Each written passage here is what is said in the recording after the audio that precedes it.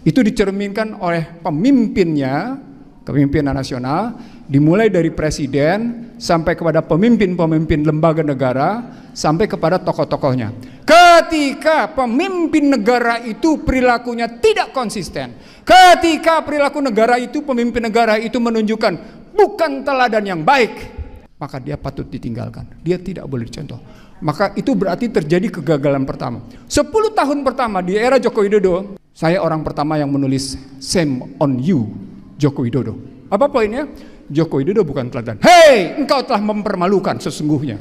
Jadi yang pertama adalah soal keteladanan. Pertanyaannya, kalau Joko Widodo tidak pernah bisa jadi teladan, pertanyaan berikutnya, Prabowo Subianto yang menyatakan akan menegakkan Undang-Undang Dasar 45 secara murni dan konsisten, bisa jadi teladan nggak kalau omongannya begitu?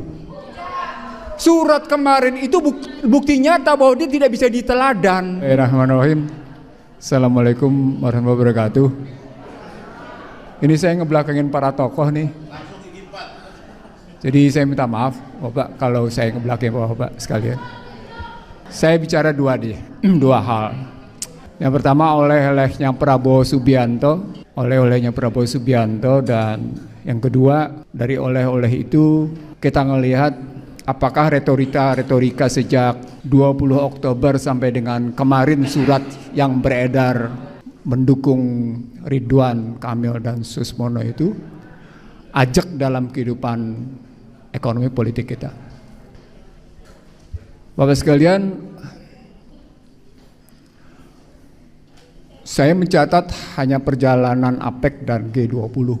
Dalam perjalanan APEC dan G20 itu, Presiden kita Republik Indonesia menyatakan soal 25% kelaparan, dan kemudian juga bicara tentang kebebasan pendidikan dan kesehatan. Silakan investasi di bidang pendidikan dan kesehatan. Videonya beredar luas, tapi buat saya ini omongan yang sangat berbeda dengan anggaran dasar Gerindra pasal 11. Anggaran Gerindra pasal 11 itu menyatakan mereka ingin menegakkan dan melaksanakan Undang-Undang Dasar 1945 secara murni dan konsekuen. Dan kalau bicaranya melaksanakan Undang-Undang Dasar 45 secara murni dan konsekuen, maka pernyataan Presiden Prabowo Subianto di APEC itu tentang keinginan silahkan datang berinvestasi di bidang pendidikan dan kesehatan bertentangan. Saya bahkan ketika ini kajiannya bukan kajian bercanda, tapi kajian pakai otak sedikit. Saya bahkan ketika membaca strategi transformasi bangsa yang dibuat oleh Byline, ditulisnya Byline,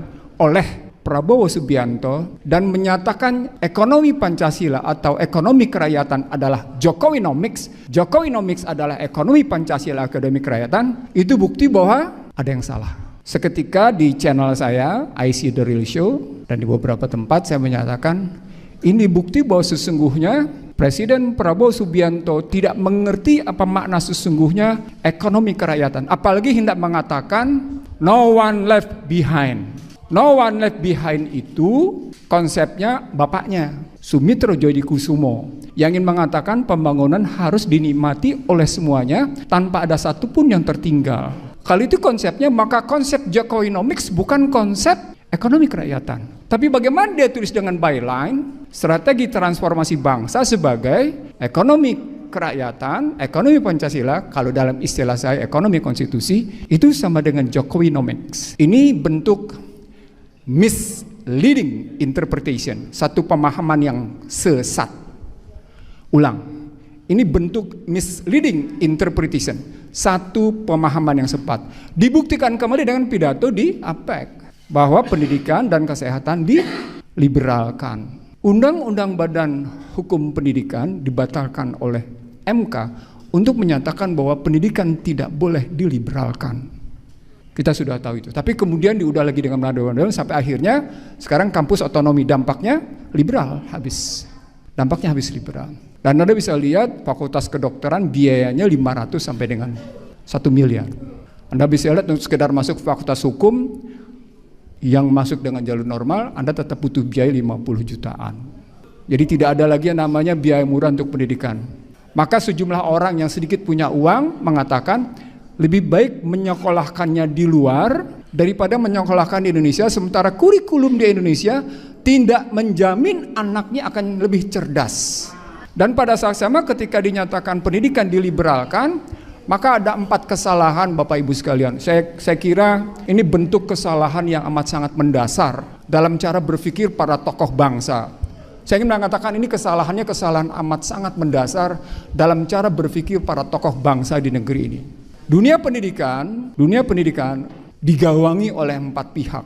Gawang pertama adalah pemerintah sebagai teladan. Dia mengajarkan satu sikap, satu perilaku politik, satu pandangan politik tentang bagaimana seharusnya warga negara bersikap. Itu dicerminkan oleh pemimpinnya, kepemimpinan nasional, dimulai dari presiden sampai kepada pemimpin-pemimpin lembaga negara, sampai kepada tokoh-tokohnya. Ketika pemimpin negara itu perilakunya tidak konsisten, ketika perilaku negara itu, pemimpin negara itu menunjukkan bukan teladan yang baik, maka dia patut ditinggalkan. Dia tidak boleh dicontoh. Maka itu berarti terjadi kegagalan pertama. 10 tahun pertama di era Joko Widodo, saya orang pertama yang menulis "Shame on you, Joko Widodo". Anda buka jejak digital saya, nampak saya menyatakan pada tanggal 17, 18, dan 19 November 2014 artikel saya berjudul "Shame on you, Joko Widodo". Apa poinnya? Joko Widodo bukan teladan. Hei, engkau telah mempermalukan sesungguhnya. Saya tadinya mau ngomong tenang-tenang tapi takut Anda ngantuk. Saya mau ngomong tenang-tenang. Kan saya dituding sama Refli sebagai siapapun presidennya, Ihsanuddin Nursi oposannya. Refli yang ngomong kayak gitu, bukan gua. Dan gaya ngomong yang meledak-ledak. Saya bisa ngomong dengan tenang-tenang seperti tadi. Tapi ketika saya ngomong tenang-tenang, saya lihat Bapak Ibu ngantuk. Saya terusin, Bapak sekalian. Jadi yang pertama adalah soal keteladanan. Pertanyaannya, kalau Joko Widodo tidak pernah bisa jadi teladan, pertanyaan berikutnya, Prabowo Subianto yang menyatakan akan menegakkan Undang-Undang Dasar 45 secara murni dan konsekuen, bisa jadi teladan nggak kalau omongannya begitu? Surat kemarin itu bukti nyata bahwa dia tidak bisa diteladan. Surat kemarin itu menunjukkan bahwa namanya Ridwan Kamil dan Susmono sudah kejepit karena 5 hal. Bobotoh, menghina Jakarta, soal janda, menghina Nabi, ya kan? Lelaki gemulai. Loh enggak, itu saya cuma nangkap omongan di bawah. Begitu enggak, saya enggak lebih dari itu. Sampai menilainya kayak gitu. Kebetulan bawa masalah dari Bandung. Ini ada teman saya dari Bandung, cuma waktu itu dia nggak hadir aja. Saya diadili sama teman-teman Bandung karena saya tidak mendukung Ridwan sebagai wali kota dan Ridwan sebagai gubernur. Saya ulang di Jakarta, gue akan kenal Ridwan. Dia nggak kenal gue nggak apa-apa, tapi gue kenal dia. Gitu. Maka surat kemarin itu menunjukkan sebuah kesalahan praktek politik yang salah. Bapak Ibu sekalian, kalau praktek politik seperti itu tidak bisa menjadi teladan dari seorang kan kita bangga begini ya. Kalau Anda menjadi presiden, maka baju Gerindra Anda harus copotin, baju PDIP Anda harus copotin, baju yang namanya apapun partainya Anda harus copotin. Anda adalah anak bangsa, anak negara terbaik untuk memimpin bangsa ini. Dan ketika Anda bawa tetap partai di depannya, maka sesungguhnya Anda menjadi pemimpin kelompok. Anda bukan pemimpin bangsa, Anda bukan pemimpin negara, Anda adalah pemimpin kelompok Anda. Itu yang saya sebut sebagai pemimpin bangsa terbelah. Kalau dalam buku saya sebut itulah pemimpin bangsa. Berarti kegagalan pertama adalah kegagalan keteladanan. Tidak ada keteladanan. Oke, Bang Ihsanuddin mungkin bisa dipersingkat. Ini karena semangat jadi nggak enak mau motongnya nih. Silakan ya, mungkin dipersingkat dikit. Saya belum masuk faktor ekonomi nih, karena nanti ibu-ibu akan terasa di faktor ekonomi. Di faktor ekonominya, apa yang dilukiskan di publik tentang faktor ekonomi itu masih secuil. Gitu ya. Yang kedua adalah kegagalan lembaga pendidikan formal. Nadine adalah tokoh yang ditugaskan memang untuk meluluh lantakkan bangsa ini sehingga kurikulum merdeka menjadi merdeka di mana anak SD SMP tidak bisa berhitung 2 tambah 2 berapa. Jadi kalau ingin meluluh lantakkan sebuah bangsa, luluh lantakkan yang namanya pendidikannya. Saya mau tanya sama Anda, ketika Prabowo menyatakan please come to my country, we are open to the education, we are open in health. Maka pertanyaan berikutnya, apakah negara maju terbuka untuk diintervensi dunia pendidikannya? Ada. Hingga hari ini Amerika saja tetap bertanggung jawab terhadap bangsa dan negaranya lewat yang namanya state university. Jadi nggak serta-merta diliberalkan. Yang kedua, kita gagal di lembaga formal tadi, lembaga formal. Ini bukan hanya lembaga pendidikan umum. Saya ingin mengatakan sama Anda, terutama pada mereka yang merasa dirinya sebagai ulama, tokoh, atau ustadz. Pesantren pun gagal. Pesantren pun gagal. Kenapa? Karena mengambilnya namanya model kurikulum barat. Apa indikatornya? Apa indikatornya? Pesantren mana yang punya kemampuan mengajarkan metodologi pada santrinya? Pesantren mana yang mengajarkan kekuatan analis pada santrinya? Tunjukkan satu saja di Indonesia, ada nggak? Tunjukkan satu aja. Saya kebetulan keliling di kawasan pesantren Jawa Timur. Ada beberapa pesantren di Jawa Barat yang coba menularkan metode semantik, tapi tidak dalam. Itu yang kedua. Yang ketiga, kegagalannya, lembaga ibadah. Anda bisa lihat masjid, Anda bisa lihat gereja, Anda bisa namanya media sosial berantakan ke karu-karuan. Kenapa? Karena masjid diintervensi. Habis-habisan. Gereja ya tentu mereka menikmati. Saya percepat karena Rahma minta saya mempercepat. Saya sebenarnya tertarik untuk mengajak Bapak Ibu, yuk kita jangan cuma ngoceh. Yuk kita bertindak karena ada sebuah kesadaran yang salah dalam dunia pendidikan.